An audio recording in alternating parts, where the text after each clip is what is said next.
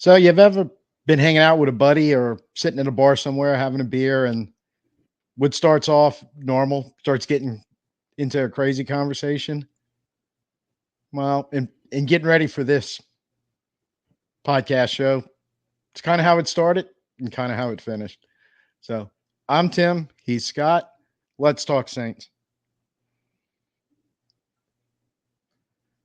So yeah, what this was intended to be when we first started this process was kind of a little recap, state of the Saints type show to end the process so far, going from when the league opened, free agency, draft, mini camps, OTAs, and everything. And we kind of started that way. But somewhere along the way, we started kind of going off the rails and having a little fun with the questions. We were, say, so what's the questions and topics going to be? And we kind of realized we were talking about the same points over and over again, but the kind of off the rail questions tended to be a little more fun. So we just decided, you know what, we're gonna have fun with this one. So it's a fun episode, hopefully for everyone. And we'll start off with the this is kind of the one that Scott came up with. We were like, yeah, this is part of the show, and this is probably the last really relevant to the original topic, or the only one was his first topic that he came up with. All right, Tim, what does Derek Carr have to do to make Saints fans confident in his playmaking?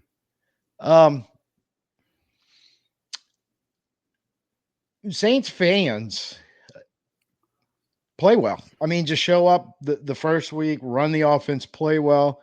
Specifically, if he gets his bugaboos are getting a little erratic, for all the times he can play well and be very on point and accurate, we've seen him throw balls back over the bench trying to hit a deep route down the sideline. So that would be the first thing. Second thing is solve the red zone issue, score touchdowns.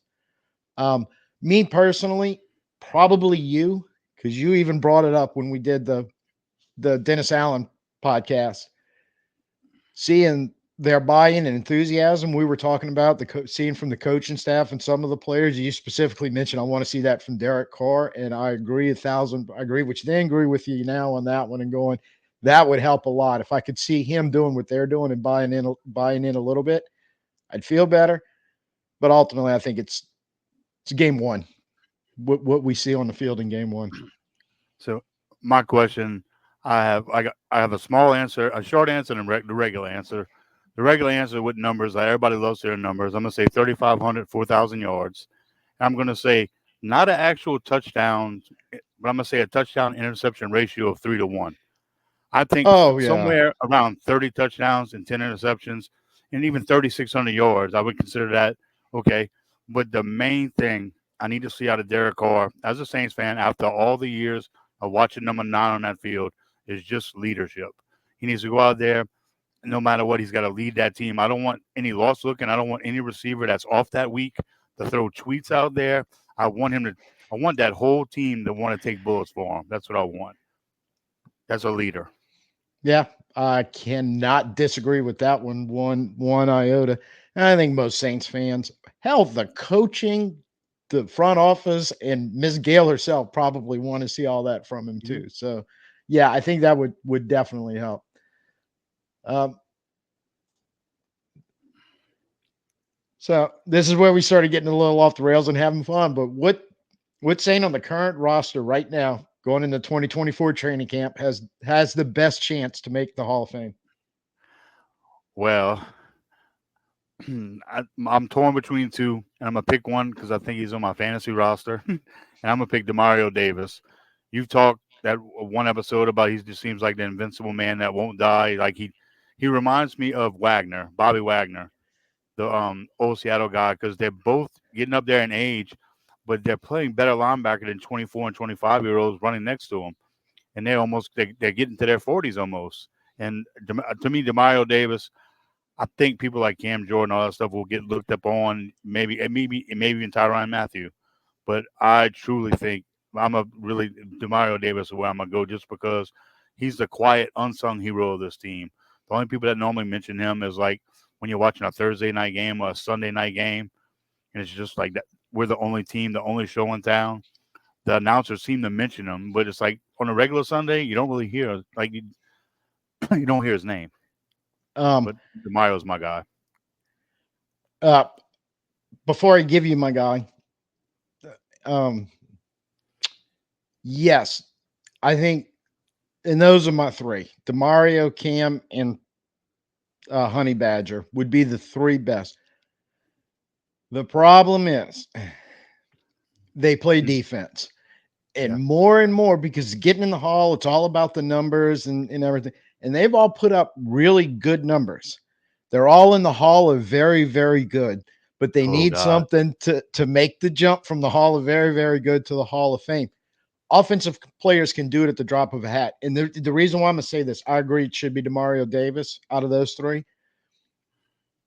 Think of old Miami linebacker, Zach Oh, Thomas. yeah. How long he had to wait to get into the Hall of Fame was ridiculous.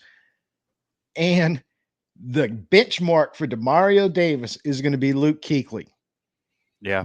because Cool. Kuechly, when the second he showed up in Carolina and he retired early, Carolina. for Carolina, that was the best linebacker in the league, bar none. And the Saints fans, we know it because we had to deal with that SOB twice a year. I had So, to deal with him as a Saint, and I had to play against him in my fantasy league 3 and 4 times a year. oh my God, yeah, he would just light you up if you played IDP fantasy football when you rolled against him. He was starting 12, off with 10 12 point tackles a game, guaranteed. absolutely every freaking week. The guy was just insanely good. So's Demario. You brought up Bobby Wagner. I think they're both in the same boat. They do have longevity. Yeah. I think that's what they're gonna have going They're going for to be them. like all those receivers waiting. They got a pile of receivers that are all around the Isaac Bruce territory, Hmm. Andre Reed, and all those guys. And I got a feeling the linebackers going to start their own pile up. You said something about numbers, and the one person I think, Cam Jordan, there's a stat that 100 sacks, and I think that 100 that the Hall of Very Good. No offense to Cam, he's a great Saint, great player, but I think that 100 sacks, he's going to possibly be the first person out of all three of those guys, just because of that number, and they all of them use benchmarks. So I think he's the only one that's truly reached a benchmark. Yeah, and good point on that. And when I'm saying Hall of Very Good, I mean we know they're in that. I know. It's getting to Yeah. the jump, because I think they all have strong arguments. Um, and we hadn't even talked about the really hard ones to get in. Ramchek would have been on that pace, and hopefully he comes back, but we still don't know what's going to happen to him. But I think he was headed Lattimore. that way. Um, well, I was getting to that in a second. The other one is McCoy. Oh, I'm sorry. Um, but on the offensive line, but it's so hard for those guys to get in unless they're perennial all pros, no matter how great they are, and they can keep grading out as the best in their position. Lattimore would be one. The injuries have caught up to him and caused him problems. Yeah. with this production. And Kamara would be another one, but the last 3 years and the lack of the crappy offense and all the stuff going on there caught up to his numbers. Now they're at positions where you can put up, and Honey Badger too, kind of the same thing. He's close. But when you play their positions, you can grab numbers, you can grab stats, you grab enough of the right ones. That's what's opening the door for you to get in. But these are all great players. They really are. And when you're talking Hall of Fame, you got to have a lot of things going for you. Again, Wagner and Demario Davis, I think are prime examples because the one thing I'm gonna close on this. The one thing you brought up is their age and the fact that at their age, they're still one of the rare things you see in the NFL, a linebacker that plays all three downs. And there's 20-year-olds in their prime that are getting yanked off the field and like passing downs or yanked off the field to put an extra pass rusher in. Demario just plays. He is I say he and Wagner both are the Tom Brady of middle linebackers. They just keep going and going and going and going. Two very good players. Absolutely. All right. This one, you All right. The third question. Yeah, this will be fun. If you could add any current player from any NFL team, who would you choose? this right off the top of my head. Now it's because of what happened in the last couple of weeks with Kamara with his little mini holdout or something. Oh, I'm taking CMC in a heartbeat. Hey, Christian McCaffrey, take that Frisco style of running back where you've been putting up video game numbers for 2 years in that offense. Come do it for us. And really, he's a game changer. What I really wanted to say was go find a lineman, offensive lineman, probably, or pluck a. This would be a thing if he wouldn't be too expensive. Plucking a Chris Jones off of Kansas City for 1 year and plugging him in that middle of the defensive tackle spot would greatly help out the defense. But just pure numbers, ability, and insanity, I still have to go Christian McCaffrey. Well, I guess cheating right here is picking a quarterback, but the obvious quarterback that everybody wants from Kansas City, I enjoy watching him, don't take that wrong. But I like Allen, the quarterback from Buffalo. I just love his style. I love the way he runs around, reckless, throws the ball, and just doesn't. I guess it's kind of like the whole Buffalo fan base as a whole, the way they treat him, the way they talk about him. So I would pick Allen, the quarterback from Buffalo. I was really thinking about that defensive end from Cleveland, but Yeah, and I kind of think this is just 2000 or 2024 season, not the rest yeah. of their careers, because we are picking like older players who aren't going to be around very long. So, Mm-hmm. I mean, we're both kind of looking at it, who can help us win a Now, metric crap ton of games in 2024. Who's the one guy we would bring in? Yeah, there's some guys on the defense like that that'd be going, yeah, it wouldn't be, but still, I'm going for the video game numbers. I the want to best see points, and I'm still sticking with McCaffrey. the best defensive player arguably retired, unless you consider TJ Watt, but Aaron Donald's retired, so we got to figure out the new best defensive player. I guess it's Pittsburgh boy. Uh, yeah, TJ Watt probably Mm-hmm. definitely the most impactful that takes Aaron Donald's spot. He would be in the conversation. There's a couple other guys floating around that could make a Oh yeah, case, but probably again pure video game type numbers. Yeah, probably Watt with the insanity he does over there in Pittsburgh, like his brother used to do in Houston. yeah. All right. I think you got mad at me when I told you this was Oh going to be one of my questions. Lord, What player on the current roster would have made the difference in the 2018 NFC Championship game, the famous no call BS? Is there any player on the roster that if you could teleport him back to 2018, go, the no call never happens because it wouldn't have mattered. We would already have the game in hand. can I pick one of the 572 other side judges or back judges or any judges that would be there? I have to pick a No, player. no, it says what player. I would, What player? yeah. Yeah, On referee the would have been current too roster, easy. man, I can't. No, part of me would say, yeah, I'm trying to remember. Was Marshon Lattimore there in 2018? Was he already on the team? No, he was there. That was Yeah. his rookie year, wasn't it? Well, No, it he's wouldn't help any him on defense. yeah. You know what? I would pick actually. Ah, now I keep on going. Juwan Johnson's hurt. I was gonna say tight end, maybe help with a cut or whatever. Um, Olave. I would put Chris Olave out there because they threw it to what our third or fourth receiver, and maybe somebody that could have stepped forward. Maybe somebody could have did something. And Olave is our best receiver now, so I guess I would hopefully he could be the best receiver on that day against the Rams. Okay. Kind of surprising because who I came up with specifically on that play. I know I said, in a position, and he could have helped out, but I would have loved to Mm-hmm. have seen 22 right there, Rashid Shaheed, because Yeah. nothing against, man, I can't remember number 11's name, Tommy Lee something. Is it Um, Tommy Lee Lewis? No, was it I Lewis? know, I think it was Tommy Lee, maybe, but I remember the guy. I just can't remember the name because he was kind of a 4 or 5 guy, and he wasn't a, Mm-hmm. but somebody like Rashid Shaheed, because Tommy Lee was not explosively, insanely fast like Shaheed. And we've seen Shaheed, despite the fact that he was kind of brought in as he's a track star guy or whatever. We've seen him make plays. We've seen him make contested catches. He can go get the ball.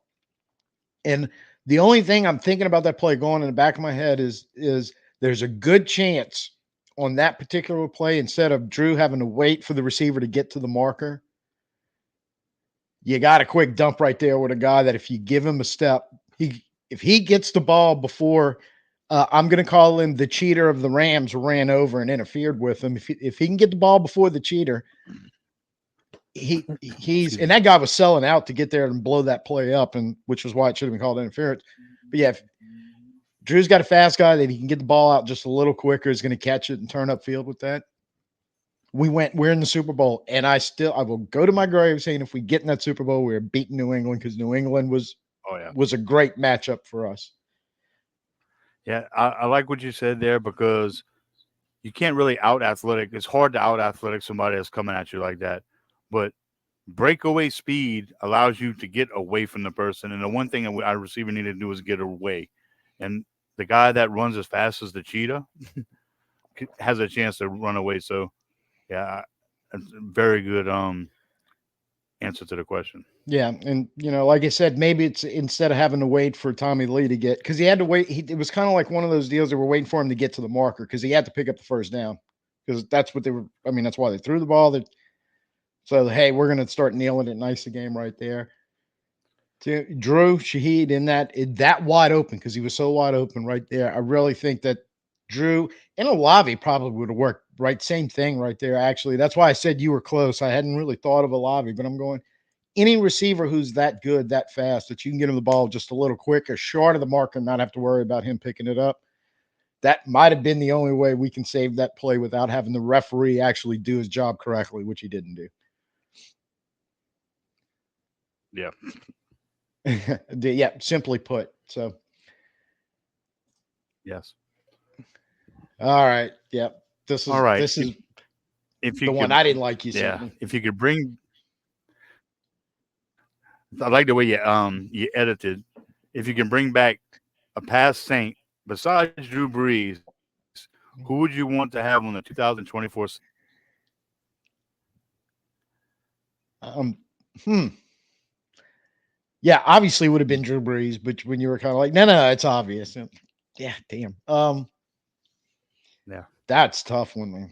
That is just so insanely tough. Because I'm Very looking up tough. and down. Yeah, I'm looking up and down the offensive line and the defensive line. And what makes it tough is there's so many players that if you could pluck them from a previous roster in their prime, because I'm assuming you mean in their prime, and throw them in the middle Yeah. of this team, it changes a lot of stuff real quick. Um, I and also I'm going to You're not taking a assume he would be able to play in the new Frisco scheme, but I would have to go yes. with Willie Roaf. I mean, as long as, because look, you're talking about it 20 something years ago, but Man, he was awesome. So I'm feeling like, yeah, he'd have been fine with this gap scheme that they did in his prime, would have been fine and been able to figure this out and run and do sort of like Trent Williams did for Frisco, because he was an older guy over Mhm. there that was a start his career of more of a gap man guy. He's worked out well in the zone scheme. So I think Willie would do that. And I would have to go with Willie Rofe. Now we know Fuaga's playing right tackle because you got Big Willie Yeah. on the left side.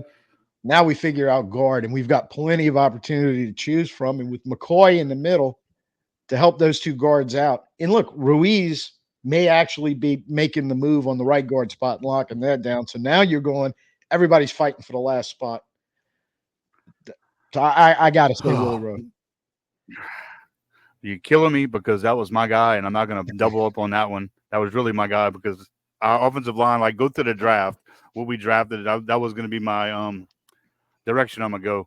But now you're making me go mid switch. I'm gonna have to go now with Ricky Jackson because the second you fix the offensive line, I would fix. We need an edge rusher. We need an edge rusher now to put on the outside. And Ricky Jackson, I mean, he got his ring with the 49ers, but I mean, he was still a saint. He's part of that dome patrol. So, I mean, I don't think you could answer this question wrong. I mean, so the guys we answered, both of them are in the Hall of Fame. And so, I mean, I would like the offensive line to be fixed, but if that was taken away from me, and I took it as you answering it like that, it was taken away from me, that guess or whatever. So I would go with Ricky Jackson. I didn't think of Ricky, but I was looking on the edge somewhere, and I actually, and that's really weird because the other guy on the other side of the dome patrol, Pat Swilling, and I'm thinking Yeah. Swilling because man, he could just terrorize the backfield and quarterbacks. But I can't believe I forgot about Ricky because God knows a guy who can wrap his Corvette around a tree on a Friday and still play a whole game 2 days later on a Sunday is, Yes. hey, that's a guy you want on this team in 2024 out there playing the edge. And he was good, but playing the run in the pass, and that's really what Dennis Allen wants from his edge players. He wants the balanced guys that can do both. So yeah, whew, yeah, that I might would have changed my answer had I really thought of Ricky Jackson instead of trying to think of Swilling and those guys, those edge guys that Uh-huh. we've had in the past. The best compliment I can say about Ricky Jackson before we close it is he's the closest thing I've seen, in my opinion. I mean, somebody could call him to Lawrence Taylor. He reminded me of Lawrence Taylor, the way he got after people. I mean, maybe not the closest, but that was like a comparison. I mean, yes, I'm not saying he was Lawrence. Lawrence arguably was the best defensive player of all time. Well, a little. I would say you got similar results in both of them, but you kind of arrived Mm-hmm. differently because Taylor he was strong but insanely athletic for a big man. Ricky was kind of Micah athletic, but he Parsons. was not. Yeah. But Micah and Lawrence would be that would be a good comparison. But Ricky Jackson was kind of the um, little more power guy, although he was athletic and could make plays. It was a little more power based, but the one thing they had in common is just this insane ability to chase people down, chase ball carriers, blow through line. It didn't matter to them when they were on the field. It was almost like some type of Arnold Schwarzenegger Terminator thing going on where all they did was just zero in on where the ball was, and they were going to destroy who was ever in their way, then destroy the person with the ball. That's just the way they played for years. So the mentality and the results that they had, very similar because they were both. Yeah. Geez, they could be terrorists in their prime. They were really terrorists out there on the field as a defender.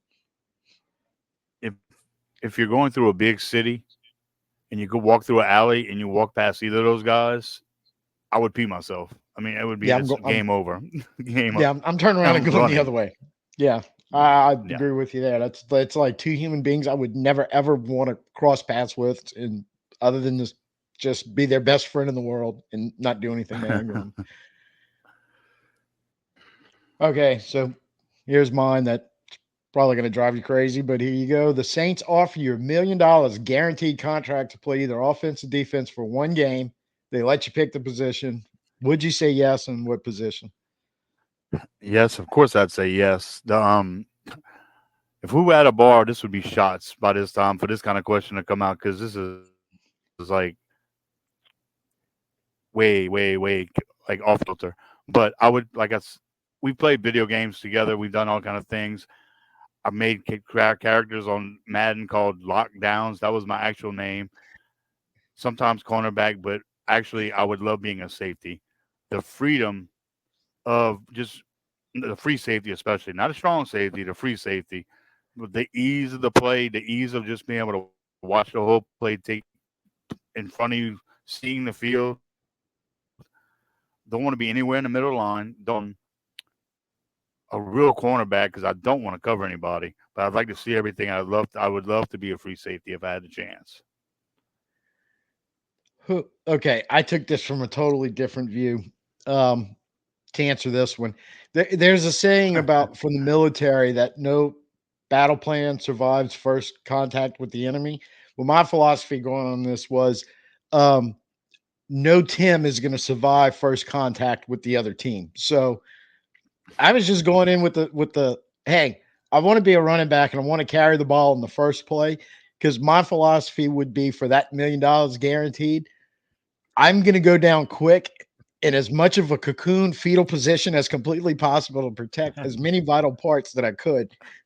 So when I went to the hospital, they wouldn't have to fix a whole bunch of stuff. Maybe just, cast here, set a bone there. 8 weeks, I'll be back out enjoying my $1 million. So, um, but actually, when I played way back in the Stone Age in high school in football, that's what I was either running You back sit or back up receiver. quarterback. So yeah, no, I was never a quarterback, but yeah, running back or receiver. So, you know, taking it from your point, like the dream of, hey, I'm on an NFL field, and even though I'm about ready to get annihilated by a defense, it would be running back or wide receiver and going, let me just touch it once, and hopefully Blue Cross Blue Shield will be able to cover the aftermath of what's going to happen. But yeah, that's skill position wise on the offensive side would be, yeah, that's where I would go. Could I have picked practice squad just to get a million? Uh, I don't. I'm playing. Well, no, I'm sitting here going, yeah, I would.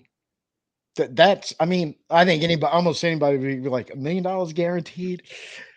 Hmm. Yeah, I would do it. But if it's practice squad going, wait, I get to run around in t-shirts and just a helmet, and I don't have to worry about somebody lighting me up like a Christmas tree. Oh yeah, give me that million.